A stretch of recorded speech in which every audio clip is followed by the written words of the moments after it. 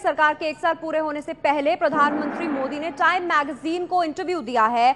मोदी ने इंटरव्यू में कहा कि देश चलाने के लिए तानाशाही की जरूरत नहीं पड़ती है। टाइम मैगजीन से बातचीत की है प्रधानमंत्री नरेंद्र मोदी ने 1 साल पूरा होने पर सरकार को, और उन्होंने क्या कहा हम आपको बताते हैं। उनसे पूछा गया आप अमेरिका को कैसे देखते हैं। उन्होंने कहा हम एक दूसरे के सहयोगी हैं। ऐसा नहीं है कि भारत अमेरिका के लिए क्या कर सकता है या अमेरिका भारत के लिए क्या कर सकता है। इसे इस तरह देखना चाहिए कि भारत और अमेरिका साथ मिलकर दुनिया के लिए क्या कर सकते हैं। हम दुनिया भर में प्रजातांत्रिक मूल्यों को मजबूत कर सकते हैं।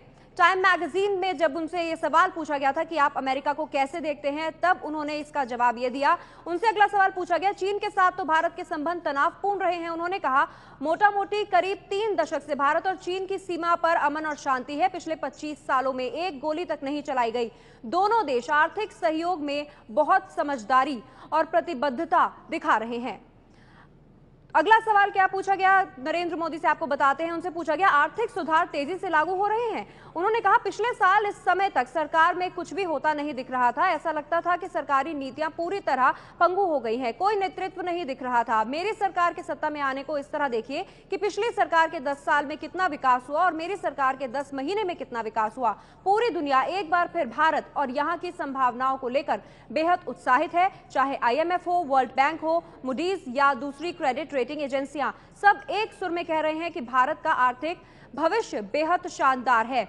ये कहा है प्रधानमंत्री नरेंद्र मोदी ने टाइम मैगजीन को दिए इंटरव्यू में। उनसे पूछा गया चीन के नेताओं की तरह ताकत चाहेंगे। उन्होंने कहा प्रजातंत्र हमारे DNA में है। जहां तक अलग अलग राजनीतिक पार्टियों की बात है, मुझे यकीन है कि उनमें देश के हित में सही फैसले लेने की समझ और परिपक्वता है। इसलिए अगर आप पूछ रहे हैं कि क्या देश को चलाने के लिए मुझे तानाशाही की जरूरत है, तो मेरा जवाब है नहीं, बिल्कुल नहीं। क्या आपको ऐसे शख्स की जरूरत है जो पूरी सत्ता अपने हाथ में रखना चाहते हैं? नहीं, आप ऐसा नहीं चाहेंगे। अगर आप मुझसे प्रजातांत्रिक मूल्य या नाम, शोहरत और ताकत में चुनाव करने को कहेंगे तो कोई शक नहीं कि मैं प्रजातांत्रिक मूल्यों को चुनूंगा, बहुत सहजता से।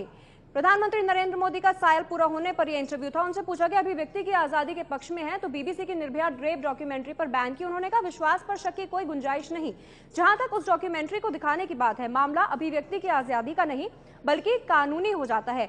इसके 2-3 पहलू हैं। एक पहलू यह है कि रेप पीड़िता की पहचान जाहिर नहीं होनी चाहिए। अगर डॉक्यूमेंट्री से रोक हटाते हैं तो ऐसा हो जाएगा। दूसरा पहलू ये कि ये मामला अभी भी कोर्ट में है। ऐसे में डॉक्यूमेंट्री में जिस आरोपी शख्स का इंटरव्यू है उससे जुड़ी न्यायिक प्रक्रिया पर असर पड़ सकता है।